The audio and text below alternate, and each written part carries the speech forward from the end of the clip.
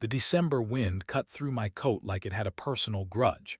I'd been standing outside the Celestine for 40 minutes, waiting for the service entrance to unlock, watching couples in furs and tailored wool glide through the gold-framed doors while I shivered in my second-hand peacoat. Nobody looked at the waitstaff. We were furniture that occasionally moved. Inside, the warmth hit like a slap. I stripped my coat in the staff room, pulled on the black uniform that never quite fit, and tied my hair back so tight my scalp ached. The floor manager, Victor, barely glanced up from his tablet. Table assignments on the board. VIP section tonight. Keep your head down. Smile small. Don't linger. I'd worked enough of these events to know the rhythm. Circulate with champagne. Replace empty glasses before they're noticed. Become invisible again. The ballroom glittered with chandeliers that probably cost more than my annual rent, which I was 3 weeks behind on. My phone buzzed in my pocket, another text from Mrs. Chen about the payment. I silenced it. The guests were the usual mix: older men with younger wives, business types doing deals over canapes, a few faces I recognized from news sites. I moved through them like water, offering trays, collecting empties. Then I felt it, that specific pressure of being watched. Not the casual glance of someone flagging a server. Deliberate attention. He sat alone at a corner table in the VIP section, which was unusual. Men like him traveled in packs. Dark suit that looked like it had been cut specifically for his frame, black hair pushed back from a face that was all clean angles and control. He wasn't eating, wasn't drinking, just watching the room with the patience of someone who owned the waiting. When his eyes landed on me, something in my chest tightened. Not fear exactly. Recognition, maybe, of being seen when I'd worked so hard to be invisible. I approached with the champagne. "Sir." He shook his head once, a small, economical movement. His attention shifted away. I should have felt relief. Instead, I felt oddly dismissed, which was ridiculous. Being ignored was the goal. My phone buzzed again, then again. I glanced at the screen during a pass through the service corridor. 7 missed calls from the hospice, my grandmother. The next call came while I was 3 feet from the man's table. I shouldn't have answered. Victor would dock my pay, but the hospice didn't call 7 times for nothing. "Babcia," the Polish came out automatically, my voice dropping into the worried granddaughter I'd been since I was 16. "What happened? Is she breathing?" "No, don't move her. I'll be there in 30 minutes, I just need to."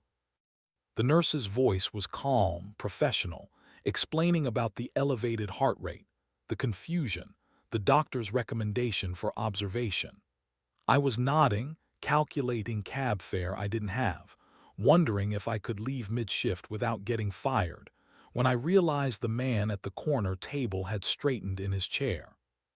His eyes were on me again, different this time. I finished the call, my hands shaking as I pocketed the phone, crossed back toward the service entrance, made it maybe 10 steps before I heard Victor's voice, tight with the particular anger of someone being corrected by a superior. "She's needed in the private lounge, now." I turned. Victor wouldn't meet my eyes. Behind him, one of the security team, the kind with the earpiece and the tailored jacket that didn't quite hide the bulk underneath, gestured toward the east corridor. The private lounge was a space I'd never entered. Staff didn't go there unless specifically summoned, usually to be fired or reprimanded. The security guy knocked twice, then opened the door and stepped aside. The man from the corner table stood by the window, looking out at the city lights. Up close, I could smell his cologne, something dark and expensive with cedar undertones. He didn't turn immediately. "Your grandmother is at Mercy Heights," he said. His English carried the faintest trace of an accent I couldn't place. "The hospice wing." My mouth went dry. "I don't. How do you?" "You need to be there." He turned then, and his face in the dim lounge light was all sharp focus. "I'm told you speak Polish fluently, Russian as well from your file." "My file?" He moved to the side table, picked up a slim leather folder, handed it to me. Inside, My work history, academic records from the community college I'd dropped out of, even my grandmother's medical information. I have a business matter requiring someone with your specific linguistic skills, he said. 3 weeks, full-time translation and cultural consultation. In return, a retainer of $50,000 wired tonight and full coverage of your grandmother's medical expenses through a private specialist I'll arrange. The numbers didn't make sense. Nobody paid that much for translation. Nobody except. What kind of business? His expression didn't change. The kind that requires discretion and an immediate answer. The room felt smaller. The cold from outside seemed very far away now, replaced by a different kind of chill, the one that came from understanding exactly what type of opportunity this was. I need to see her tonight, I said. A car is waiting. The Mercedes idled at the curb, black and anonymous. The driver opened the rear door without speaking. I hesitated on the sidewalk, still wearing the server uniform, my coat clutched in one hand. The man appeared beside me. Up close, he was taller than I'd realized, and there was something about the way he moved, economical, precise, that suggested violence kept on a very short leash. "My name is Alexei Volkov," he said quietly, "and you're already late." I got in the car. The leather seats were heated. Classical music played softly through hidden speakers. Alexei sat beside me, not touching but close enough that I was aware of every shift in his posture. He made a phone call in rapid Russian. I caught maybe half of it, something about clearing a schedule and arranging a consultation, then ended it and turned those dark eyes on me. "Your grandmother's condition is stable for now," he said, "but the facility is understaffed and underfunded. She'll receive adequate care, nothing more." "I know," my voice came out harder than I intended. "I know what I can afford." "You'll be able to afford better, starting tonight." The city slid past the windows. We weren't heading toward Mercy Heights. I should have been frightened. Maybe I was, but there was something else underneath, a strange, reckless relief. I'd been drowning for months, working 3 jobs, watching my grandmother fade in a place that smelled like disinfectant and resignation. And now here was this dangerous man offering a rope. Even if the rope had teeth. What exactly would I be translating? I asked. Contracts, correspondence, dinner conversations. He paused. Lies. The honesty was more unnerving than evasion would have been. "And if I say no? Then I'll have the driver take you to Mercy Heights and you'll continue as you were. No pressure, no consequences." He looked at me directly. "But we both know you won't say no." He was right, we both knew it.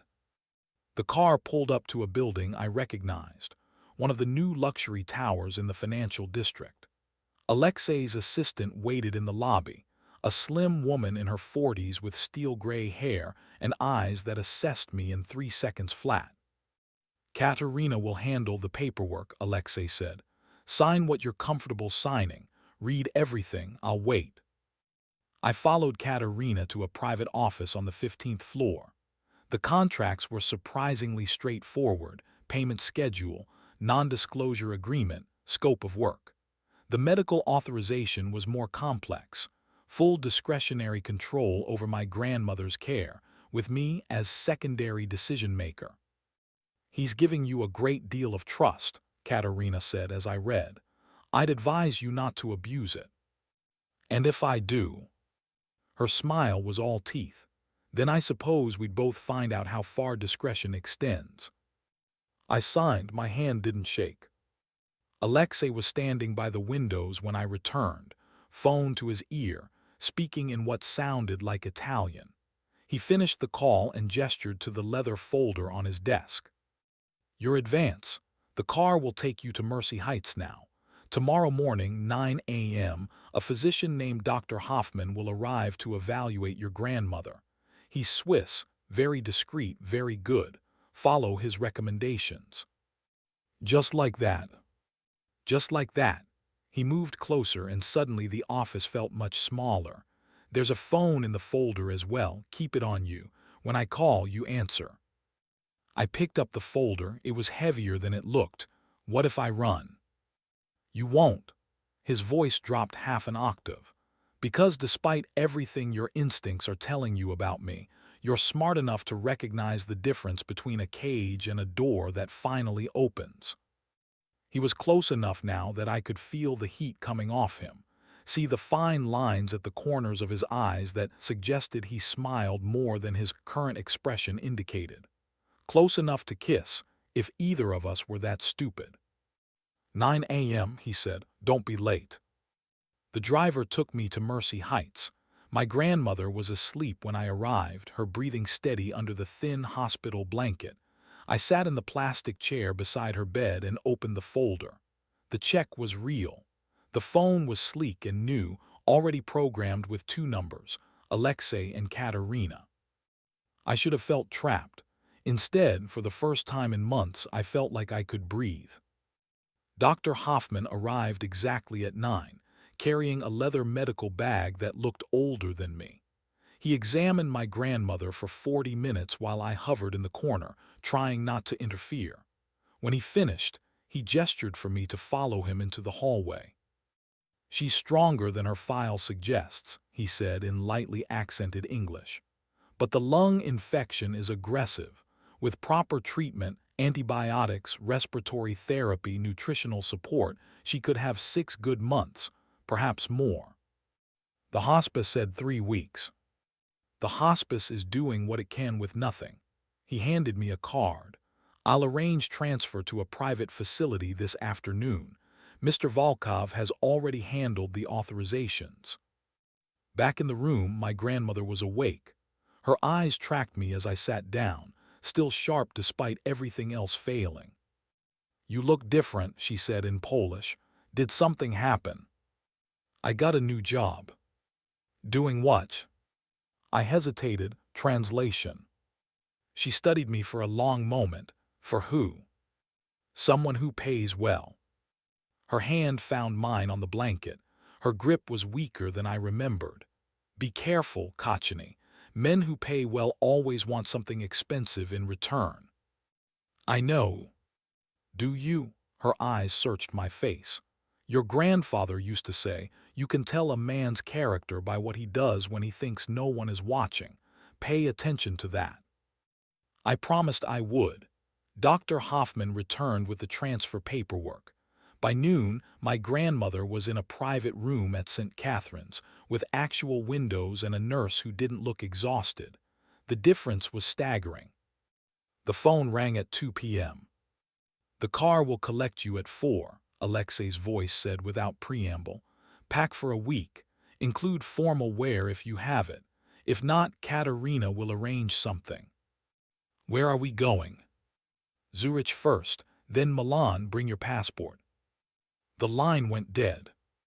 I didn't have formal wear.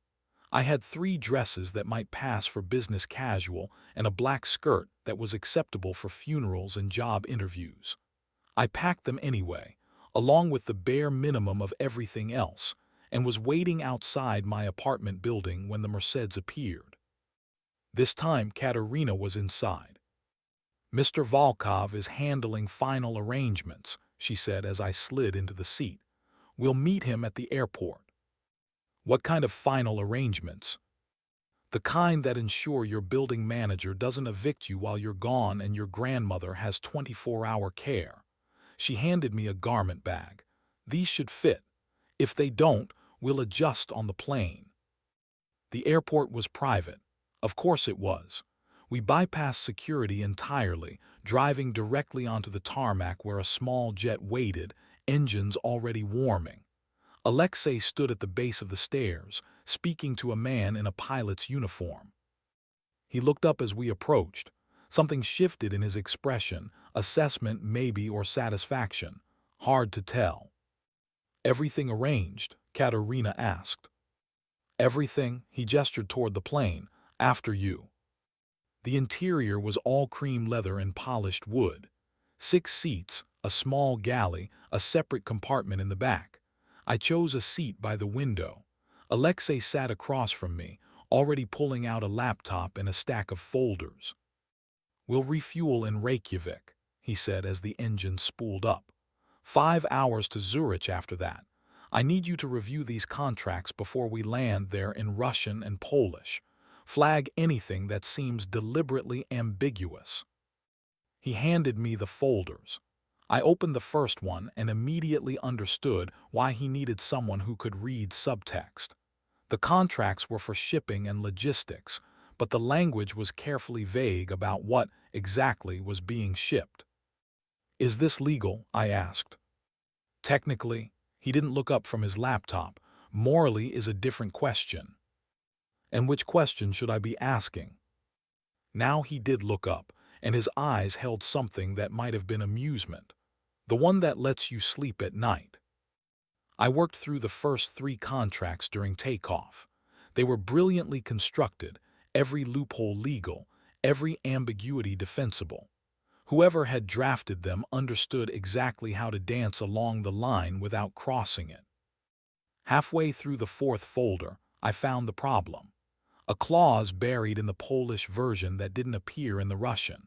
A penalty structure that would essentially transfer ownership of the shipping routes if certain conditions weren't met within 30 days. I flagged it. Alexei read my notes, his expression darkening. "This is why I needed you," he said quietly. "Stefan knows I don't read Polish as well as Russian. He's been waiting for an opening." "Who's Stefan?" "Someone who wants what I have." He closed the folder, "and who's apparently willing to cheat to get it." The plane leveled off. Katerina appeared with coffee and something that smelled like actual food, not the airline pretense of it. I ate mechanically, my mind still on the contracts. "The facility your grandmother is in," Alexei said suddenly. "It's the best in the city.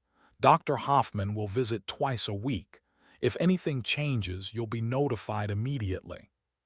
"Why are you doing this?" He was quiet for a moment, looking out the window at the clouds below. "Because I can, because you need it, and because competence should be rewarded, not punished." It wasn't the answer I expected. It also wasn't the whole truth, but it was enough for now. I slept somewhere over the Atlantic, my head against the window, and woke to find a blanket draped over my shoulders. Alexei was still working, his face lit by the laptop screen. He glanced over when I stirred. "We land in 40 minutes. Katerina has clothes for you in the back. The first meeting is at 7, dinner with potential partners. Your job is to listen and tell me afterward what was really said." In the private compartment, I found the garment bag contained 3 dresses, all in my size, all beautiful in a way that made my throat tight. I chose the dark blue one with the modest neckline and the silk that whispered when I moved. When I emerged, Alexei's expression shifted, just for a second. Then it was back to professional assessment. "Good," he said, "you'll do well." Zurich was cold and gray, the mountains invisible in the winter haze. The hotel was the kind where they didn't bother with signs because everyone who needed to know already did. Our rooms were on the same floor, separated by 3 doors that suddenly felt like nothing. The dinner was at a restaurant I'd seen in magazines, the kind with 2 Michelin stars and a wait list measured in months. Our party sat at a private table in the back. Alexei, myself, and 3 men who introduced themselves as business partners. The conversation was in Russian, ostensibly about shipping routes and distribution networks. But underneath, it was about territory. About Stefan, whose name kept appearing like a ghost at the table. About shifting alliances and the price of loyalty. I smiled. I translated when asked. I noticed when the youngest of the 3 men made eye contact with someone across the restaurant, a brief signal that Alexei didn't seem to catch. After dessert, in the car back to the hotel, I told him. "Dmitri signaled someone," I said quietly. "A man by the bar, mid-40s, gray suit, 3 times during dinner." Alexei's jaw tightened. "You're certain?" "Yes." He made a phone call in rapid Russian. By the time we reached the hotel, His expression had smoothed back into control, but I could feel the violence underneath it. In the hallway outside my room, he stopped. "Thank you. That information may have just saved us considerable trouble." "What kind of trouble?" "The kind that ends with someone in the lake." He said it matter-of-factly, like discussing the weather. Then his hand came up, brushed against my cheek in a gesture so brief I might have imagined it. "Sleep. Tomorrow will be longer." Milan was warmer. The Villa Alexei kept their sat in the hills above the city, all pale stone and ancient olive trees. My room had a balcony overlooking the valley, and when I woke the first morning, I found a breakfast tray waiting outside my door with fresh pastries and espresso that tasted like it had been brewed by someone who cared. Katerina briefed me over breakfast. 3 days of meetings, mostly in Italian, some French. "Mr. Volkov will handle the negotiations. You're there to catch what isn't being said. Tonight there's a formal dinner. You'll need the black dress." The black dress turned out to be from a designer whose name I recognized from fashion magazines. It fit like it had been made for me. Probably had been, somehow, in the 36 hours since we'd left. The dinner was at the villa. 20 guests, all powerful in ways that had nothing to do with elected office. I stood beside Alexei in the receiving line, shaking hands, murmuring pleasantries, aware of being assessed and categorized by every person who passed. One woman, older, with diamonds at her throat and steel in her eyes, held my hand a moment longer than necessary. "You're the new translator," she said in perfect English. "Yes." "Be careful, dear. Alexei collects beautiful things, but he's very particular about what he keeps." She moved on before I could respond. The dinner itself was a ballet of veiled threats and careful promises. I sat to Alexei's left, close enough that our shoulders brushed when he leaned in to murmur translations. His hand rested on the back of my chair, not quite touching but claiming the space anyway. Halfway through the second course, I caught a snippet of Italian between two men across the table. They thought they were being subtle. "The girl is leverage.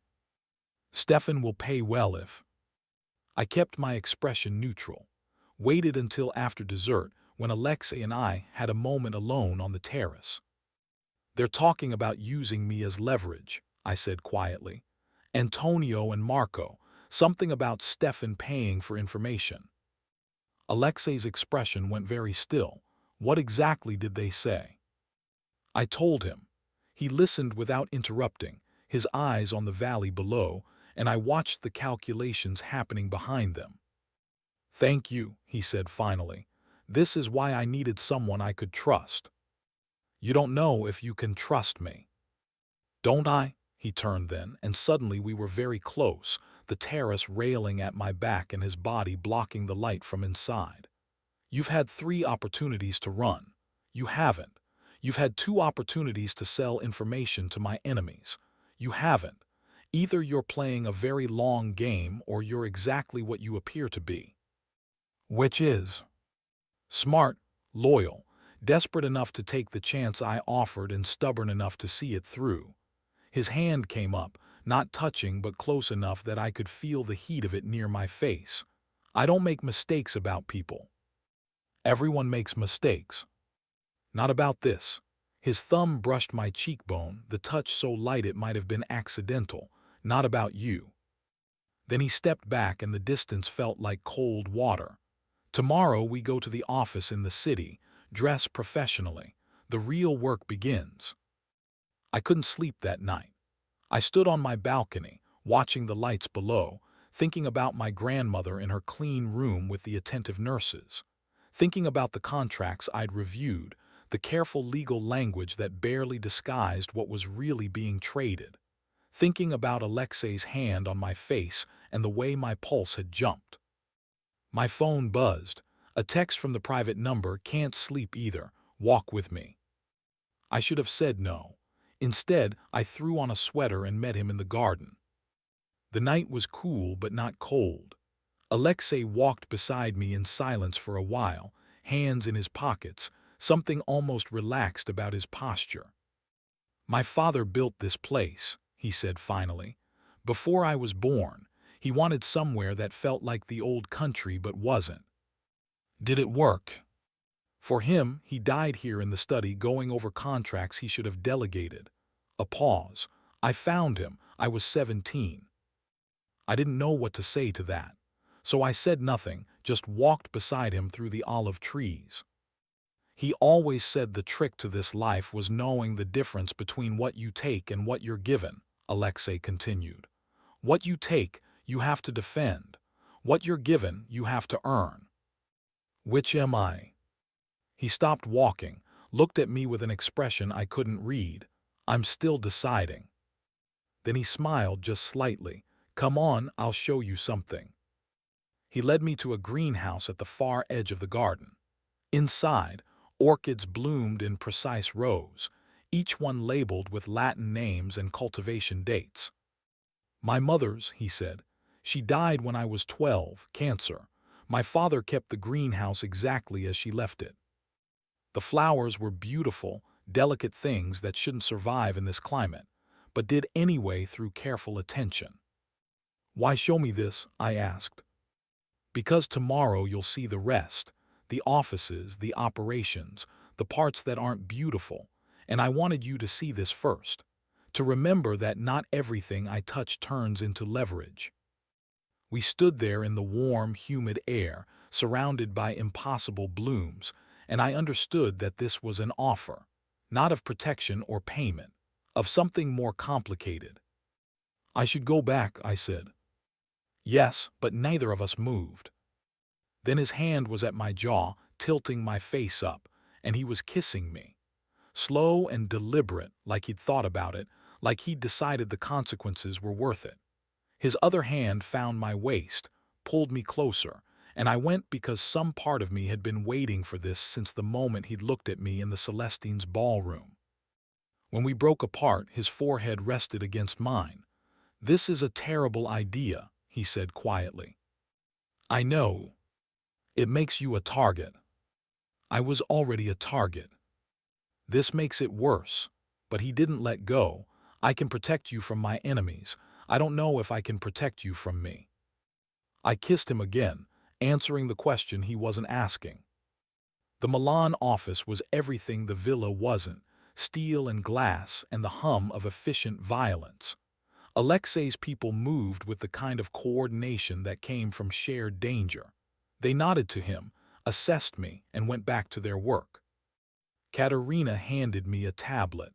"Contracts from this morning. Stefan's people countered 3 of our proposals. I need your eyes on the language." I spent the morning in a conference room, cross-referencing clauses, catching the subtle traps. Alexei appeared around noon, bringing coffee and a sandwich from somewhere that understood food was more than fuel. "Find anything?" he asked. "Clause 17 in the Warsaw contract. The Polish version commits us to exclusive distribution. The Russian version says preferential. Someone's betting you won't notice the difference." His expression went cold. "Stefan." "Probably." He made a call. I heard him speaking in rapid Russian, his voice dropping into registers that made my skin prickle. When he finished, he looked at me with something that might have been approval. "You're very good at this. At catching lies.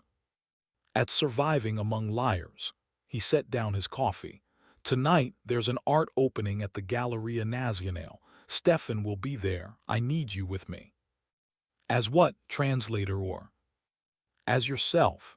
His hand found mine on the table. "Let them wonder. It's safer than them knowing." The opening was exactly what I expected. Beautiful people admiring beautiful things while negotiating ugly business. Alexei moved through the crowd with the ease of someone who belonged everywhere, and I stayed at his side, hyper-aware of every glance, every whisper. Stefan was easy to spot. Older than Alexei, silver at his temples with the kind of smile that never reached his eyes. He approached us near a Caravaggio, his own companion, a blonde woman who looked bored, trailing behind. Alexei, he said in Italian. How unexpected, and who is this? My associate, Alexei said smoothly. We're expanding into new markets. How ambitious. Stefan's eyes raked over me, calculating. Though I wonder about the wisdom of mixing business with other interests. I could say the same about your recent contracts, Alexei replied. Though I suppose when one lacks legitimate advantages, one improvises. The smile went tight. Careful, some improvisations work better than you'd think. And some get people killed. The words hung in the air. Stefan's companion had gone very still. Then footsteps, sharp, official, and a voice saying Mr. Volkov, in accented English. I turned. Two men in suits, wearing IDs that said Financial Police. We have questions about some recent transactions, the first one said. Perhaps you could come with us. Alexei's hand found my waist, steady pressure. Of course, my lawyer will meet us at the station. That won't be necessary, just a conversation. I insist. His voice was pleasant, implacable. Unless you're arresting me, in which case I'll still insist on my lawyer. The two men exchanged glances. The first one nodded. 30 minutes, Stazione Central. They left. Stefan's smile had returned. How unfortunate. These investigations can take months. Or hours, depending on what they actually find. Alexei's hand tightened on my waist. Shall we go? Outside, the car was already waiting. Katerina sat in the front seat, phone to her ear, speaking rapid Russian. She finished the call as we got in. It's a fishing expedition, she said. Someone fed them the logistics contracts, the ones with the ambiguous clauses. They're hoping you'll slip up during questioning. Stefan, I said. Almost certainly. Alexei's expression was carved from stone. Katerina, get Rossi on retainer, full brief. I want him at the station in 20 minutes. Already done. The questioning took 3 hours. I waited in the car with Katerina, watching the building entrance, my phone silent in my hand. When Alexei finally emerged, his lawyer beside him, the set of his shoulders told me everything had gone exactly as he'd planned. In the car, he was silent for 5 minutes. Then, we're leaving tonight. Switzerland first, then the Alpine house. Stefan's made this personal. What about? Your grandmother will be fine. Dr. Hoffman is moving her to a facility in Geneva under a different name. She'll have better care there anyway. He finally looked at me. But you're coming with me. This isn't negotiable. I didn't realize I was negotiating. You're not. His hand found mine in the darkness. You're mine now, and I protect what's mine. The words should have frightened me. Instead, they felt like inevitability. The Alpine house was exactly what the name suggested, a fortress disguised as luxury. Stone walls, panoramic windows, security that was invisible but absolute. We arrived near midnight, the surrounding peaks invisible in the darkness. Alexei showed me to a room that was all warm wood and soft lighting. Rest, he said. Tomorrow we plan. But he didn't leave. We stood there in the doorway, some conversation happening without words. This is my fault, he said finally. I should have anticipated Stefan's move, should have kept you further from the center. I'm exactly where I chose to be. Choice implies alternatives. He stepped closer. I'm not sure you have those anymore. Because you won't give them to me, or because I wouldn't take them.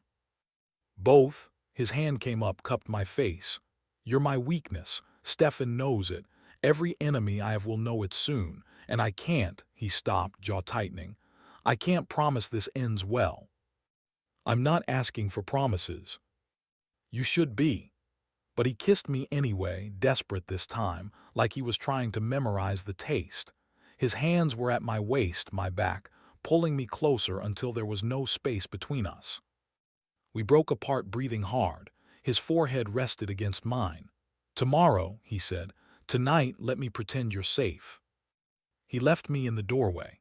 I stood there for a long time after he was gone, touching my lips, feeling the echo of something that was already too big to walk away from. Morning brought snow and clarity. Alexei was already in his office when I came down, surrounded by screens showing live feeds, documents, maps. Katerina sat across from him, tablet in hand. "Your grandmother is settled in Geneva," she said without preamble. "Dr. Hoffman reports she's responding well to the new treatment protocol. Can I talk to her?" "Later, secure line only." Katerina gestured to the screens. "First, we have a problem." The problem was Stefan, who'd apparently decided subtlety was overrated. His people had moved on 3 of Alexei's distribution contracts, undercutting prices while simultaneously filing regulatory complaints designed to tie everything up in legal knots. "He's trying to squeeze us out of the Western European market entirely," Alexei said. "If he succeeds, we lose roughly 40% of our revenue." "Can he succeed?" I asked. "6 months ago, no. Now," he gestured at the screens. "He has leverage I didn't expect, including whatever he promised the financial police. So we fight back." "It's not that simple. Stefan's family has been in this business for 3 generations. He has relationships, infrastructure, patience." Alexei's hand tightened on his coffee cup. "I have cash reserves and a very good lawyer." "You have more than that," Katerina said quietly. "You have something he wants badly enough to take risks. We just need to figure out what." I spent the morning reviewing every contract, every communication, every interaction Stefan had had with Alexei's organization over the past year. Somewhere around noon, I found it. "The Polish roots," I said, looking up from the tablet. "Stefan keeps circling back to them, every proposal, every negotiation. He wants access to Warsaw and Krakow specifically." Alexei leaned forward. "Why?" "I don't know, but look." I pulled up the map overlay. 3 times he's offered above market rates for access. You've turned him down each time. "Because I don't trust his motives." "Maybe you should find out what they are." I looked at him. "What if you offered him exactly what he wants, for a price that makes him show his hand?" Katerina was nodding slowly. "A trap." "Or an alliance," I said. "If he's desperate enough for those routes, maybe there's something we can leverage." Alexei studied the map for a long moment. Then he smiled, sharp and satisfied. "Make the call. Tell Stefan I want to meet. Neutral ground, Switzerland, his choice of venue. Tell him I'm willing to discuss the Polish contracts." "He'll know it's a trap," Katerina warned. "He'll come anyway, because he's more desperate than we thought." Alexei looked at me. "And because he'll want to see what I'm willing to trade for peace." The meeting was set for 3 days later in Zurich. That gave us time to dig deeper into Stefan's operations, looking for the pressure points. I spent the evenings on the secure line with my grandmother, her voice stronger than it had been in months. "You sound different," she said during one call. "Happier, or maybe just less exhausted." "The job is going well." "And the man you're working for?" I hesitated. "He's complicated." "Complicated how?" She was quiet for a moment. "Your grandfather was complicated too. Sometimes I wonder if I made the right choice all those years ago, choosing love over safety." "Did you regret it?" "Never, not even at the end." Her voice softened. "But Kochany, be sure you understand what you're choosing. These men, the ones with power and secrets, they don't give you pieces of themselves. They give you everything or nothing. There's no middle ground." "I know." "Do you? Because it sounds like you're already falling and I'm too far away to catch you." After the call ended, I stood at the window looking out at the snow-covered peaks. Alexei found me there an hour later. "Everything all right?" he asked. "My grandmother thinks I'm in over my head." "She's not wrong." He stood beside me, close but not touching. "For what it's worth, you handle it better than most people who have been in this world their whole lives." "That's not reassuring." "It wasn't meant to be." He was quiet for a moment. "There's something I need to tell you. about Stefan and the Polish roots. I'm listening. My father used to control them. Before he died, he promised them to Stefan's father as part of a peace agreement. I inherited the promise along with everything else. Alexei's reflection in the window was all hard lines. I broke it because I didn't trust Stefan to keep his end of the bargain. What was his end? Staying out of the Italian markets, which he did for about 6 months. Then he started moving in anyway, slowly, carefully. By the time I noticed, he had enough leverage that pushing back would have started a war. So you've been in a Cold War ever since. Essentially, he turned to face me, and now he's forcing the issue, because he knows I won't give him the roots without something substantial in return. What could he possibly give you that you'd want? Peace, stability, a chance to transition some of the business into legitimate operations without watching my back every second. His hand found my waist, familiar now. A chance to keep you safe. Is that what you want? Legitimacy? I want options for both of us. He pulled me closer. This life, it works until it doesn't. I've watched too many people stay too long and end up dead or in prison. I don't want that for myself. I especially don't want it for you. I turned in his arms, looked up at him. Then why bring me into it at all? Because I'm selfish. Because I saw something in you that night at the Celestine that I wanted to keep close. His thumb brushed my cheek. And because I thought I could protect you, I'm still not sure I was right. I kissed him instead of answering. His arms tightened around me, and for a moment the world outside the window disappeared. Zurich was gray and cold. The meeting was at a private club, the kind with wood paneling and portraits of dead members. Stefan was already there when we arrived, sitting in a leather chair by the fireplace like a king holding court. "Alexei," he said, standing, "and your lovely translator, still keeping her close, I see." "Old habits." Alexei's voice was pleasant, empty. "Shall we talk business?" They moved to a private room. Katerina stayed with me in the main lounge, her attention on her phone but her awareness on everything else. "It's going to get ugly," she said quietly. "Stefan doesn't negotiate well when he's desperate." "How desperate is he?" "Enough to risk the financial police. Enough to start undercutting prices below his own profit margins." She glanced at me. "Enough to consider using you as leverage. Watch yourself." The meeting lasted 90 minutes. When the door finally opened, Alexei's expression was carved from ice. "We're leaving," he said, "now." In the car, he was silent until we'd left the city behind. Then, he admitted it. The financial police, the regulatory complaints, all of it. He's been coordinating with some of my own people, buying loyalty where he couldn't earn it. "Can you stop him?" "Already started. Katerina is handling the internal cleanup." He looked at me. "But he made an interesting proposal. He'll withdraw everything, the complaints, the market pressure, all of it, if I give him the Polish roots and one more thing." "What?" "You as a permanent member of his organization. Same position, better pay, complete protection." My stomach dropped. He wants to separate us. He wants to remove my one weakness, and he's smart enough to dress it up as an opportunity rather than a threat. Alexei's hand found mine. I told him no. Even though it would solve everything. It would solve nothing. "You think I'm keeping you close because you're useful." His grip tightened. "I'm keeping you close because losing you would break something I didn't know I still had." The words hung between us, too big for the car, too raw for daylight. "So what now?" I asked. "Now we make him an offer he can't refuse, something better than what he's asking for."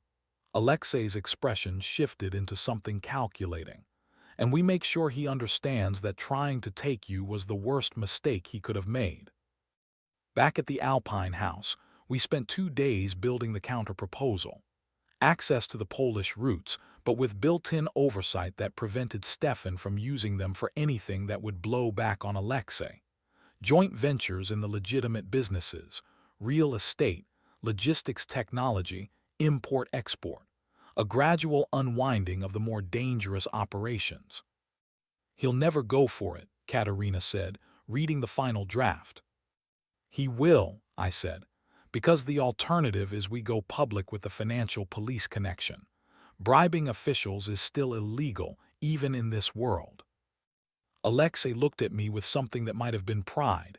You're learning. Good teachers. We sent the proposal that night. Stefan's response came 48 hours later, a single word: acceptable. The transition took weeks. Contracts were signed, operations were restructured, people were quietly reassigned or disappeared. Alexei worked 18-hour days and I worked beside him, translating, catching lies, becoming indispensable. Somewhere in there I stopped being his employee and became something else. Partner, maybe, or lover who happened to be useful. The lines were too blurred to matter. My grandmother's condition stabilized.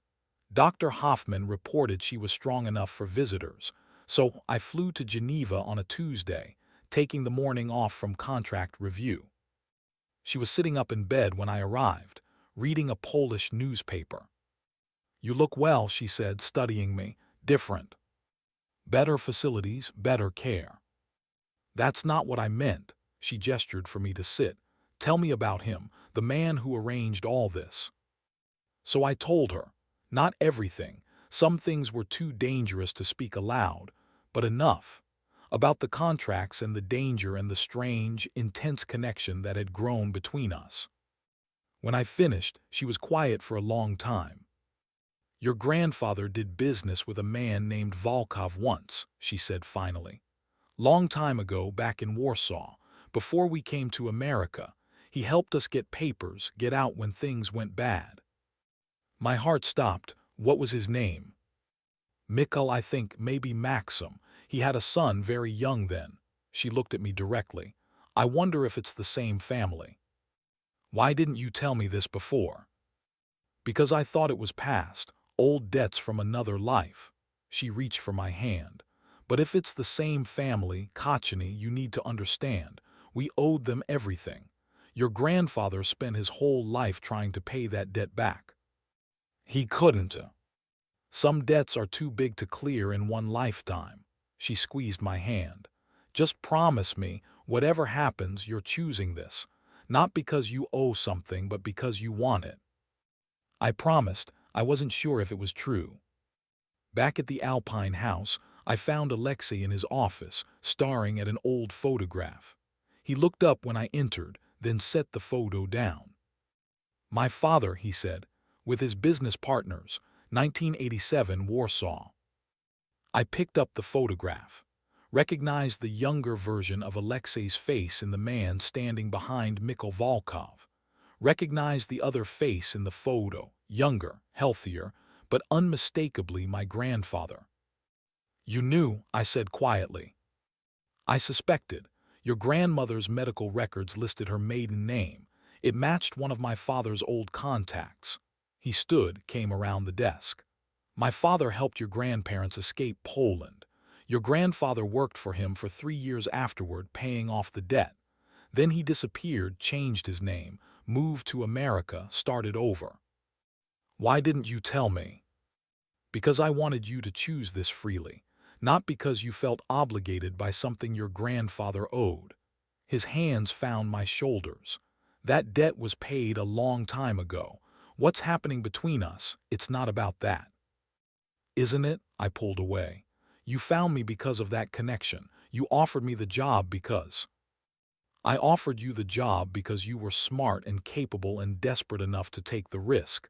The connection was just how I found you. He caught my hand. Everything after that, everything between us, that's real. Tell me you know that. I wanted to. I wanted to believe the heat in his eyes and the steadiness of his grip and the way my heart jumped when he was in the room. But doubt was poison, and it had already spread. I need time, I said. Take it, he let go. But don't take so much that you forget what we built together. I spent 3 days walking in the mountains, thinking, sorting through memories and motives. Katerina left me alone. Alexei didn't call. The silence was its own answer. On the fourth day, I came back down to find him in the greenhouse, tending his mother's orchids. I went through my grandfather's papers, I said, after he died, found a letter he'd written but never sent, to your father. Alexei looked up. He was grateful for the help, for the chance to start over, but he also wrote, I had to stop, collect myself. He wrote that he hoped his debt wouldn't follow his family, that his granddaughter wouldn't have to pay for choices he'd made. She doesn't she? I'm here because of that connection. Everything that happened, the job, the money, us, it all traces back to a debt I didn't even know existed. And if it does, Alexei set down his pruning shears, if I found you because of that connection but kept you because I couldn't stand the thought of you going back to that freezing restaurant, if I offered you a chance knowing you'd be brilliant at it, and discovered somewhere along the way that I'd started building a life that didn't work without you in it. He moved closer. Does the origin matter if the destination is real? I don't know. Then let me make it simple. His hands framed my face. I'm not my father, you're not your grandfather. Whatever debt existed between them, it's not ours to carry. What we have, it's ours. We chose it, every step. Even the dangerous parts. Especially those.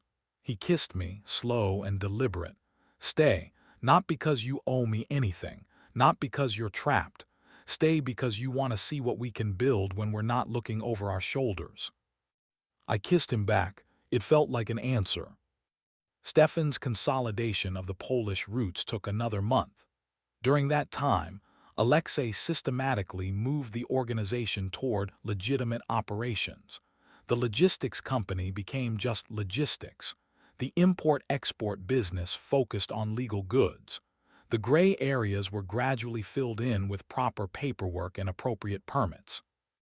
It wasn't clean, nothing ever would be, but it was cleaner, safer, the kind of business you could eventually pass to the next generation without passing on handcuffs. My grandmother's health continued to improve. The new treatments were working, and Dr. Hoffman adjusted his prognosis from months to possibly years. She's strong, he told me during one of his updates. Stronger than I expected. Sometimes the will to live makes all the difference. I knew what she was living for. She said it plainly when I visited. I want to see you happy, settled, sure of your choices. I am sure. Are you? She studied my face. Because you look like someone still deciding. She wasn't wrong. The transition from employee to partner to something more was still strange territory. Some nights I'd wake up in Alexei's bed and wonder how I'd gotten there. Other nights, it felt like the only place that made sense. In late spring, Stefan reached out with a proposal, a joint venture in renewable energy, using the Polish infrastructure for wind farm development. It's legitimate, Katerina confirmed after reviewing the paperwork. Completely legal, actually good for the region. Then why does it feel like a trap? Alexei asked. Because you're used to traps. I looked up from my own review. But sometimes a deal is just a deal. Maybe Stefan's learning the same lessons you are. That legitimate business is steadier than the alternative. The venture went ahead. 6 months later, we broke ground on the first wind farm. Stefan was there for the ceremony, and when he shook Alexei's hand, something in his expression had shifted. Still calculating, still careful, but less immediately hostile.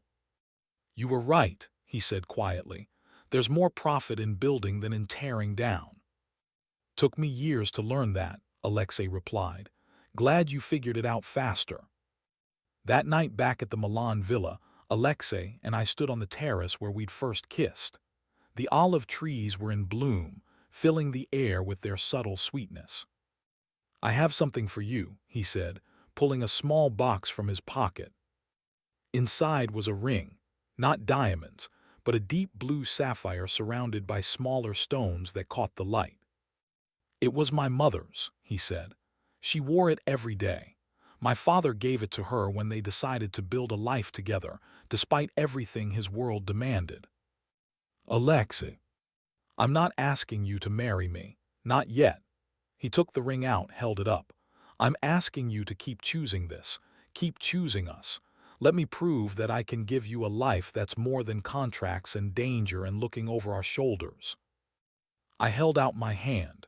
He slid the ring on. It fit perfectly, like it had been waiting. Yes, I said, to all of it. He kissed me there under the stars, and for the first time since that freezing night at the Celestine, I felt completely, impossibly warm. My grandmother died quietly in September with me holding her hand. Dr. Hoffman said it was peaceful. Her lungs just finally gave out after fighting for so long. She'd had 8 good months, which was 7.5 more than the original prognosis. At the funeral, Alexei stood beside me in a dark suit, solid and present. Afterward, we walked through the Geneva gardens where she'd like to sit. She told me something before she died, I said, about your father. What? That he wasn't just helping my grandfather escape. He was getting him out before someone else could use him as leverage. That the debt my grandfather felt, it wasn't just about the money or the papers. It was about understanding that sometimes running is the bravest choice. Alexei was quiet for a long time. My father had rules. Civilians weren't leverage. Families weren't weapons. He lost business partners over that stance, made enemies, but he slept well at night. Do you? Now I do. He pulled me closer, because I chose the same rules, and because I have you to remind me when I forget. We scattered her ashes in the mountains that afternoon, at a spot overlooking the valley. The wind carried them away toward Poland, toward home, toward all the choices that had led to this moment. 2 years later, I stood in the greenhouse at the Milan villa, tending the orchids that were now partly mine to care for. The organization was almost entirely legitimate now. Logistics, real estate, renewable energy. Alexei sat on the board of 3 charitable foundations and regularly appeared in business magazines as a success story of generational transformation. Stefan had become something approaching a friend, or at least a reliable ally. We had dinner monthly, comparing notes on legitimate market strategies and occasionally reminiscing about the old days without nostalgia. The sapphire ring on my finger had been joined by a wedding band 6 months earlier. Small ceremony, just close friends and business associates who'd become family. Katerina had cried, which everyone agreed was terrifying. My phone buzzed. A text from Alexei, meeting running late, save me some dinner. I replied always. Outside, the sun was setting over the olive groves. Inside, the orchids bloomed in their careful rows. Somewhere between the cold night at the Celestine and this warm evening, I'd stopped running and started building. The difference, I'd learned, was everything. I picked up the watering can, moved to the next row of plants. Behind me, I heard the greenhouse door open. Started without me, Alexei's voice warm with amusement. You were late. Traffic was terrible. He came up behind me, arms around my waist, chin on my shoulder. How was your day? Productive. Reviewed the Warsaw contracts. Everything's clean. Stefan's team is ahead of schedule on the second wind farm. Good. He was quiet for a moment. I got an interesting call this afternoon from a woman in Prague. She's in the same situation you were in, desperate, drowning, nobody seeing her. Asked if we were hearing translators. I turned in his arms. Are we? That depends. Would you want help training someone, showing them how to navigate this world without losing themselves in it? I thought about the freezing night, the impossible choice, the long, strange journey from the Celestine service entrance to this greenhouse full of impossible blooms. Yes, I said, I would. He smiled, kissed my forehead. Then we are. The orchids needed water. Dinner needed cooking. Tomorrow would bring new contracts, new challenges, new choices. But tonight, in this warm space full of careful growth, I had everything I'd been searching for without knowing I was looking. I'd moved into a new apartment once, or rather, into a new life. Hadn't known my neighbor was a mafia boss. Hadn't known I was walking into a story that would rewrite everything I thought I understood about choice and chance, and the difference between chains and connections. Turned out, sometimes the most dangerous thing you could do was say yes to a stranger offering salvation. And sometimes, it was the bravest thing too. I watered the orchids. Alexei stood beside me. Outside, night fell over Milan. Inside, we were warm,